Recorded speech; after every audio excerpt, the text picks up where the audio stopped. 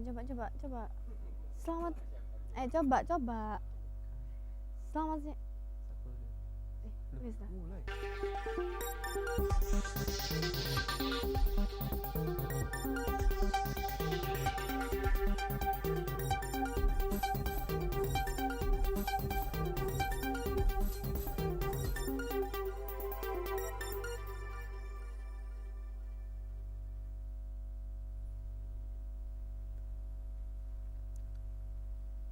Selamat siang pemirsa, Kembali lagi dengan saya Devi. dan saya Raka di Chit Chit-Chat, Chat, Don't Miss the Chat. Gimana nih kabarnya Dev?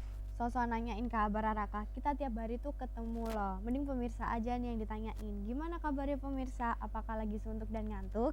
Nah, sama seperti biasa, kita di sini bakal nemenin kalian selama 30 menit ke depan dengan berita yang terpanas, teraktual seputar dunia entertainment. Bener banget, cocok kan ya siang-siang gini gosipin artis-artis. Wah, juaranya gosipin artis nih jadinya.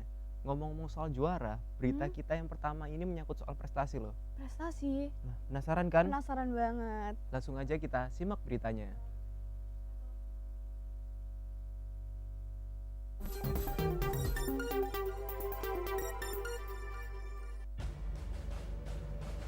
Gemuruh tepuk tangan penonton menyertai alunan merdu suara Putri Aryani membawakan lagu penyanyi legendaris Elton John, Don't Let the Sun Go Down on Me. Aksi Putri Aryani di final America's Got Talent membuat jutaan pasang mata memanjakan telinga penikmat musik dunia. Dan bersama penampilannya di babak final, nasib Putri Aryani ditentukan lewat voting. Berdebar-debar bersama 10 finalis lainnya. Penentuan jawara dari salah satu kompetisi paling bergengsi di dunia ini akhirnya diumumkan pada Kamis 28 September 2023 pagi tadi, waktu Indonesia.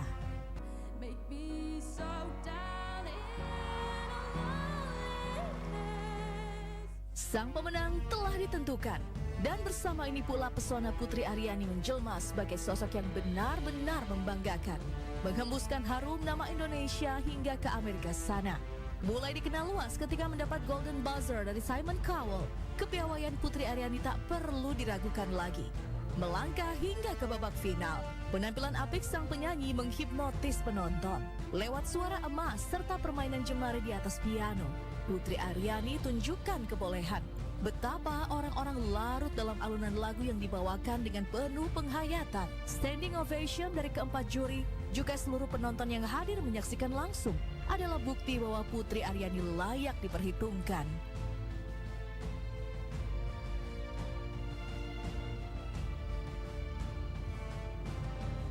Puja-puji untuk Putri Aryani tak berlebihan saat melihat alunan suaranya. Putri Aryani bukan penyanyi biasa. Dengan segala keterbatasan, Putri Aryani terus melangkah maju. Kekurangan tak dijadikan batu sandungan, justru pelecut semangat untuk terus berkarya. Maka tak heran, Simon Cowell yang memberi Golden Buzzer untuk sang penyanyi menyebut Putri Aryani sebagai berlian langka. Can you say a little bit about why you pushed this Golden Buzzer? Because she's brilliant. Dan di panggung yang sama, Putri Aryani membuktikan diri bahwa mimpi bukan sekedar terkatung dalam angan. Apapun itu kondisinya, pasti ada jalan terbentang di masa depan. Dengan segala lika-liku perjuangan, juga berbagai pandangan orang, Putri Aryani menebar semangat ke berbagai penjuru bumi bahwa mimpi bisa jadi nyata ketika kita mempercayai dan berjuang untuk mewujudkannya.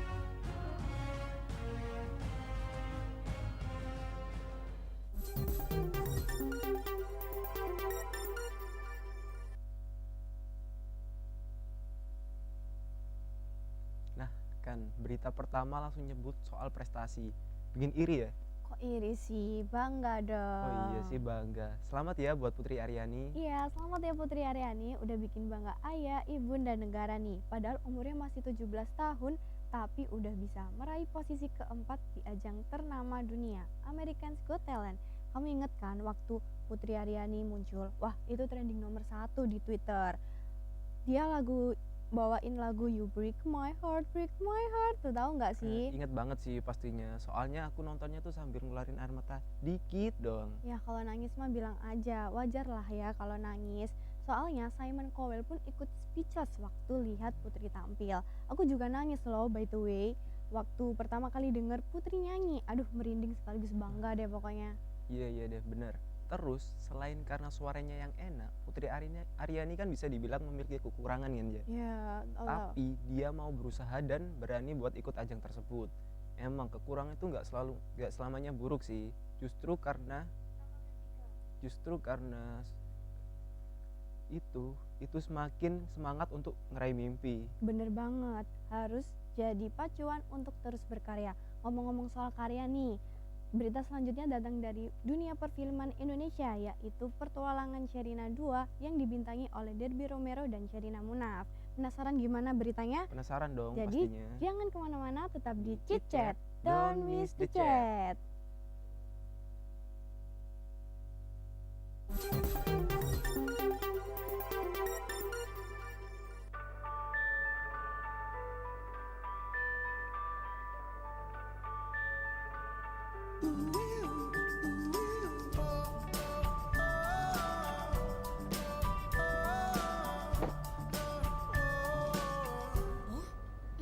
Happy hour. Kamu dapat 1 Coca-Cola gratis. Tapi minumnya harus di toko ya.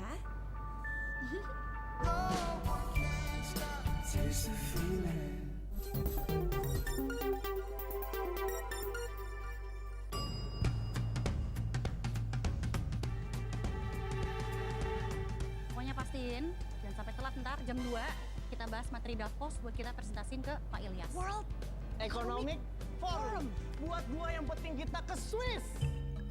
Ada perubahan penugasan. Kamu akan melakukan peliputan eksklusif di Kalimantan.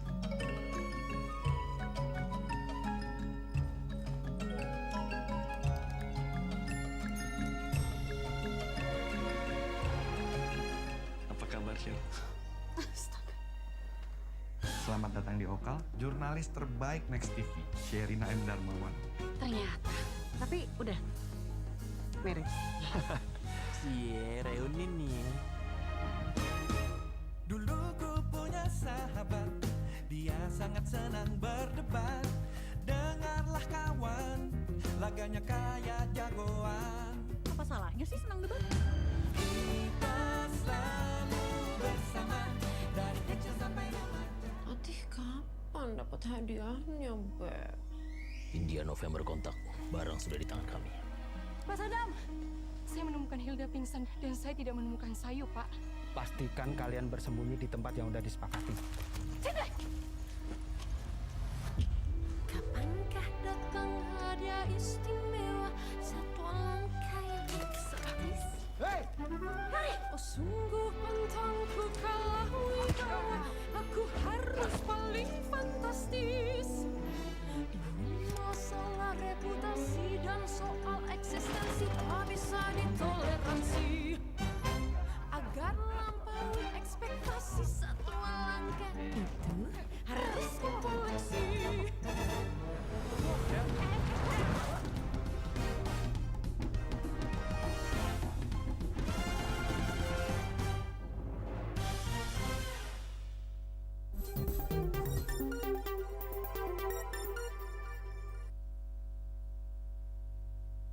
Ini nih cocok buat nemenin waktu santai kalian. Petualangan Sherina 2, sequel dari Petualangan Sherina 1.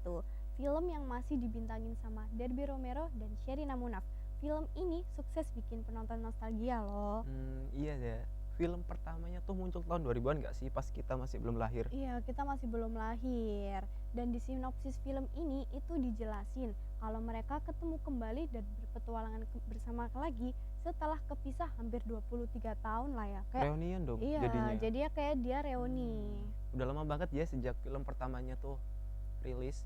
Film ini tuh termasuk film komedi musikal kan ya, Dev ya? Iya, bener banget, cukup unik banget. Unik, karena biasanya di Indonesia tuh belum ada, adanya di luar negeri. Iya, bener banget. Mengingat biasanya film itu tuh kalau bahas tentang dunia perfilman, Indonesia tuh harusnya bangga sih.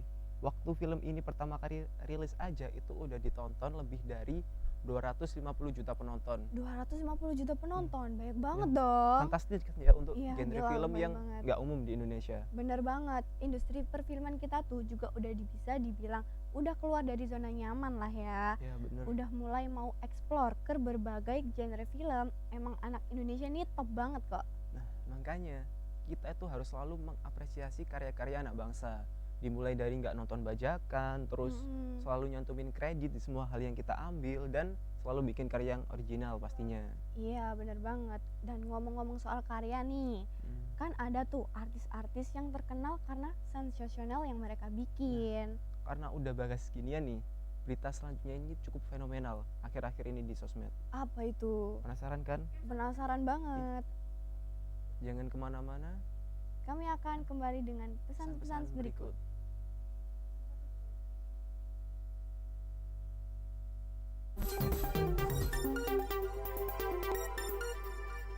Kita nggak bisa gini terus guys.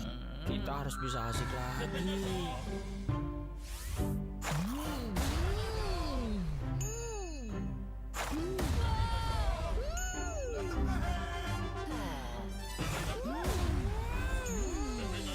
Empat kombinasi kenikmatan, wafer, karamel, crispy, dan coklat jadi satu di Beng Beng. Lagi nih, ayo. Beng Beng aja, asik terus. Perseteruan panas yang terjadi antara selebgram Afifah Riyad dan Reggy Nazlah sampai kini masih terus bergulir. Konflik yang terjadi di antara keduanya bahkan berujung pada aksi saling lapor ke pihak polisi. Seperti yang dilakukan Afifah yang baru-baru ini mendatangi Polda Metro Jaya dalam agenda menyerahkan barang bukti tambahan atas laporan yang dibuatnya. Dan yang menarik, di waktu yang nyaris bersamaan, Reggy Nazlah ditemani tim kuasa hukumnya juga hadir di Polda Metro Jaya untuk dimintai keterangan atas tudingan penganiayaan yang ia lakukan beberapa waktu lalu.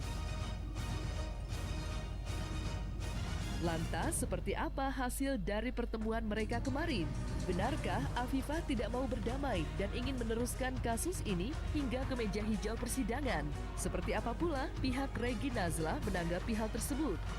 Sebelum Afifah Nazlah melaporkan Reggy dengan tuduhan penganiayaan, seperti diketahui, Reggy sudah terlebih dulu membuat laporan di Polres Jakarta Timur. Laporan itu dibuat Reggy usai dirinya terlibat saling serang di media sosial terkait kejadian pemukulan dengan Afifah. Sontak saja, dugaan adanya kekerasan membuat netizen heboh. Tidak sedikit yang menyerang Reggy menuding sebagai pelakor. Menanggapi hal itu, kuasa hukum Reggy membantah semua tuduhan miring tersebut. Lantas, seperti apa sangkaan Nazlah atas tudingan penganiayaan yang dilakukannya terhadap Afifah? Dan benarkah Reggy Nazlah sebelumnya telah mendapatkan kekerasan dari Afifah sebelum perkelahian itu terjadi? Hebohnya dugaan adanya penganiayaan yang dilakukan Reggy terhadap Afifah membuat nama Reggy ramai menjadi perbincangan. Berbagai tudingan miring dialamatkan kepadanya. Merasa dirugikan dengan tudingan-tudingan tersebut, ditemani kuasa hukumnya, Reggy akhirnya angkat suara dan memberikan klarifikasi terkait permasalahan yang sebenarnya.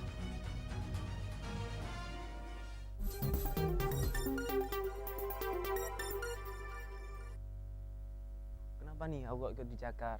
Cewek kalau marah emang suka cakar-cakar kayak kucing gitu ya? Ya gimana dong, ini kalau berantem ngerebutin cowok mah nggak ada habisnya.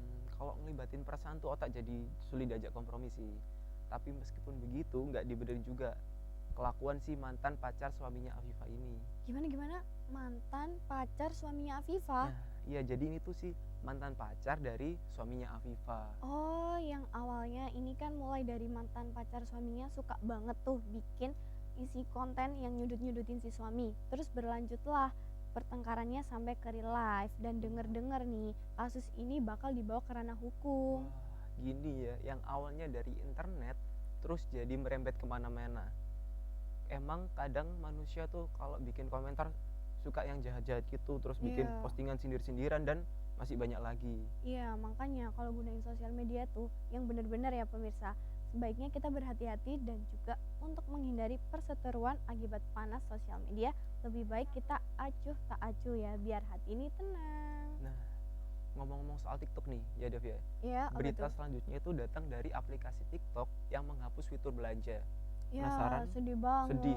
sedih banget dong. Jadi Penasaran? jangan kemana-mana, Tetap kami akan kembali setelah pesan-pesan berikut.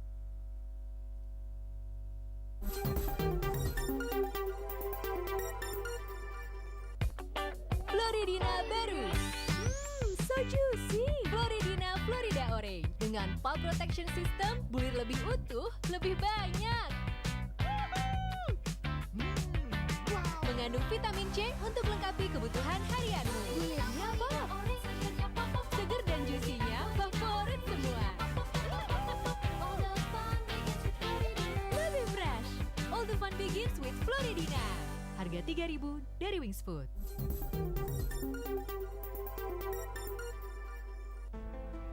Fitur transaksi di TikTok Shop mulai disetop pada Rabu 4 Oktober 2023 pukul 5 sore. Layanan tersebut dihapus oleh TikTok setelah pemerintah menerbitkan Peraturan Menteri Perdagangan Nomor 31 Tahun 2023 yang melarang transaksi dalam platform media sosial. Aturan itu memisahkan ketentuan untuk media sosial, social commerce, dan e-commerce. Transaksi bisnis hanya diperbolehkan dilakukan di e-commerce. Aplikasi media sosial TikTok dilarang menyediakan layanan jual beli mereka, yaitu TikTok Shop. TikTok boleh menyediakan fitur transaksi jika membuat aplikasi baru yang terpisah dengan media sosial dan mengantongi izin e-commerce. Beberapa ekonom memperkirakan regulasi anyar yang mengatur social commerce itu akan mengubah peta persaingan platform perdagangan daring di Indonesia. TikTok Shop sebagai pemain baru dalam kompetisi tersebut diprediksi langsung terdepan. Direktur Center of Economic and Law Studies atau CELIOS, Bima Yudhistira memperkirakan ketentuan baru ini membuat para pedagang yang menggunakan platform TikTok Shop kembali ke dua platform terbesar, yaitu Shopee dan Tokopedia. Kepala Pusat Penelitian Ekonomi Digital dan Usaha Kecil dan Menengah Indef, Nailul Huda memperkirakan berhentinya fitur transaksi di TikTok Shop mengukuhkan Shopee. Aplikasi marketplace asal Singapura itu kini juga dikenal dengan fitur perdagangan langsung alias live shoppingnya, yaitu Shopee Live. Selama ini fitur tersebut hanya disaingi oleh TikTok. Lalu akhirnya nanti fitur live shopping ikut dirintangi pemerintah dengan regulasi, Huda memperkirakan Tokopedia akan menjadi yang paling diuntungkan. Sebabnya, layanan live shopping di aplikasi unicorn lokal tersebut tidak semasif di Shopee dan TikTok. Adapun pakar pemasaran Yuswo Hadi memperkirakan regulasi anyar pemerintah ini hanya menjadi ganjalan sementara bagi perkembangan social commerce seperti TikTok Shop. Sebab, social commerce merupakan bentuk revolusi perdagangan digital yang terjadi di seluruh dunia. Dia yakin media sosial lain juga sebenarnya mulai melirik model bisnis ini. Direktur Jenderal Perdagangan Dalam Negeri Kementerian Perdagangan Isi Karim menampik anggapan pelarangan TikTok Shop hanya akan menguntungkan platform e-commerce. Alasannya, platform e-commerce juga dikenai ketentuan tidak boleh menjual produk impor di bawah $100. Isi menyatakan platform manapun boleh berjualan melalui siaran langsung asalkan memiliki izin e-commerce. Sementara itu, social commerce hanya berfungsi sebagai sarana promosi.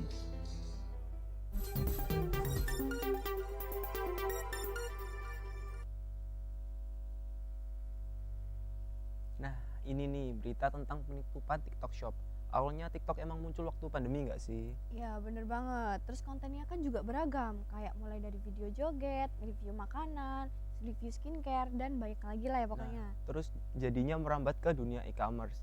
Yang kalau kita biasanya lihat tuh ada keranjang kuning tuh di situ. Iya, tahu. Jadi memudahkan kita kalau mau belanja. Lihat ada orang review terus langsung pengen deh langsung beli, langsung klik gitu. Nah, tapi banyak yang pro dan kontra tentang hal ini. Kita sendiri tahu lah ya algoritma itu kayak gimana. Nah, TikTok tuh selalu munculin produk-produk Cina di FYP para penggunanya. Jadi kayak kita kira produk Indonesia, ternyata produk Cina gitu. Gitu ya. Nah, ini jadinya berimbas sama pedagang atau UMKM sendiri. Soalnya orang-orang jadi males sih datang ke toko langsung gitu buat beli. Iya, nah dan yang menjadi pertimbangan untuk penutupan TikTok Shop ini itu karena peraturan pemerintah yang resmi tentang social commerce dan sosial media yang harus dipisah. Jadi nggak boleh tuh ada transaksi langsung di platform social commerce. Nah, kalau menurutmu gimana tuh tentang keputusan ini? Ya kalau aku sih pro dan kontra lah ya. Soalnya di satu sisi itu pengen yang instan, dan di sisi lain kayak pengen bantu UMKM tadi. Iya bener banget. Terus ngomong-ngomong soal TikTok, kemarin tuh ada yang viral di TikTok. Apa itu? Nah, jadi ada food vlogger yang sedang berseru. Penasaran gimana beritanya? Penasaran banget. Jangan kemana-mana, tetap di Chit Chat, don't miss the chat.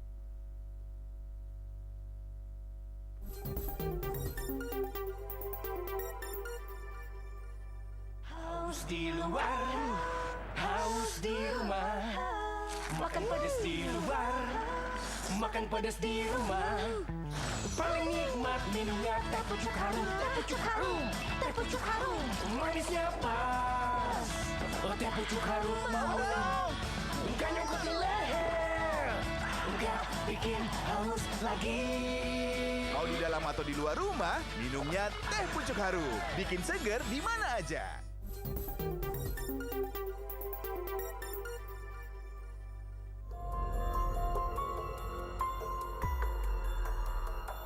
Polda Metro Jaya saat ini telah mengantongi keterangan food vlogger William Anderson alias Code Blue atas laporan pencemaran nama baik yang diduga dilakukan sesama food vlogger Farida Nurhan. Code Blue mengatakan ia dicecar sebanyak 20 pertanyaan. Dalam pelaporannya, Code Blue juga melampirkan sejumlah barang bukti yang diduga bermuatan unsur pidana. Bukti tersebut berupa 5 lembar printout profil TikTok dan komentar TikTok, 17 lembar printout akun TikTok, transkrip video dan pesan Instagram, 9 printout akun Instagram, dan 1 buah flash disk. Kita punya banyak sekali, gila yang ngeprint di Snappy mahal guys, 150.000 baju demi HD nih. Karena video kan nggak bisa di print guys, jadi kita gini. Dia mengaku lagi kalau dia chatnya dikirim, di share. Dalam live akun media sosial TikTok baru-baru ini, William dan istri memperlihatkan beberapa bukti yang diberikan kepada polisi. Meskipun diakui Code Blue, Farida Nurhan memiliki banyak uang dan Farida Nurhan mampu membayar buzzer, namun hal itu tidak lantas membuat Farida Nurhan bisa menang dalam kasus ini. Ini akan panjang ya guys masalahnya. Jadi kecuali dia ngaku, dia minta maaf, bikin klarifikasi video tuh semuanya. Tapi omanya banyak duit sih. Kita lihat berapa banyak duitnya. Nanti dibayar loh, 100 juta buzzer. Kasus tersebut seharusnya sudah selesai jika saja Farida Nurhan mengakui telah melakukan body shaming hingga doxing pada Code Blue. Farida Nurhan sempat menerima somasi dari Code Blue sebelum kasus ini berlanjut ke pihak yang berwajib. Code Blue menginginkan Farida Nurhan menyampaikan permintaan maaf secara tertulis dan permintaan maaf secara publik melalui akun TikTok-nya. Farida Nurhan diminta mengakui jika perbuatan menyebarkan identitas seseorang atau doxing adalah kesalahan. Namun, Farida Nurhan menolak. Janda satu anak ini justru menantang Code Blue agar tidak perlu menunggu 1 kali 24 jam untuk melaporkannya. William dan istri pun saat ini menunggu hasil BAP, bahkan tidak sabar menunggu wanita yang akrab disapa Oma ini mengenakan baju orange. Ini harus masuk ke penyidik dulu, nggak bisa secepat. Mantap Om, pokoknya lanjut terus sampai laporan BAP-nya rilis. Baju Shopee. Lo dikasih rilis malam ini, gue rilis. Ingin banget ada baju Shopee. Sementara Farida Nurhan kini membatasi beberapa aktivitasnya di media sosial, termasuk tidak menerima endorse ataupun undangan podcast.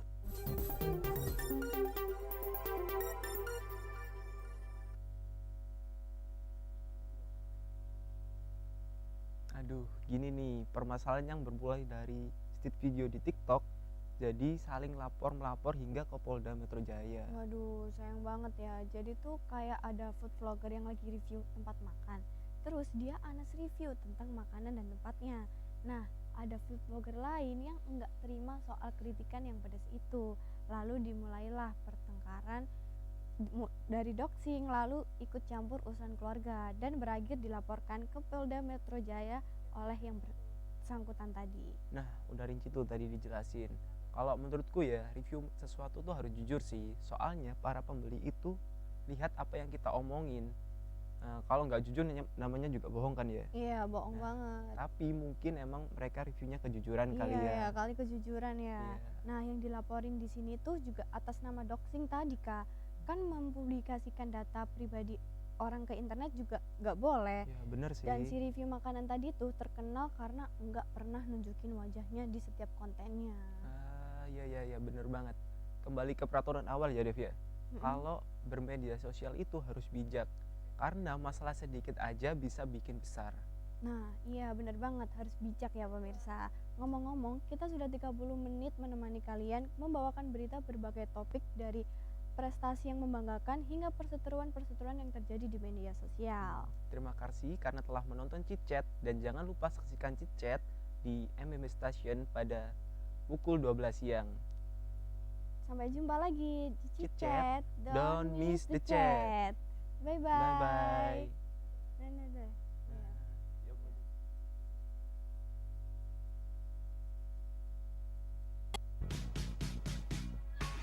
내 보는 아이식은 립스만 내들지 I like it 네 A to Z 꽤 달콤해 But I wanna skip 그 결정적인 thing 너는 원해 빙빙 돌린 So don't tell me no Kamera loro mati. Kamera loro mati. Kamera loro. 알려줘 지금 난네 삶을 채우고 있어 너랑 Kamera. Yuk. Penataan kamera, kayak mau penataan.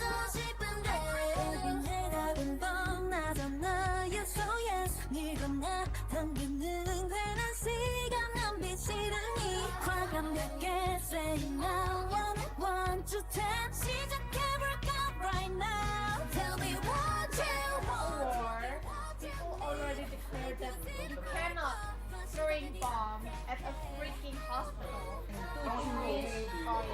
enter the palace here. And one person, I don't know who is it, he trying to We added a roll.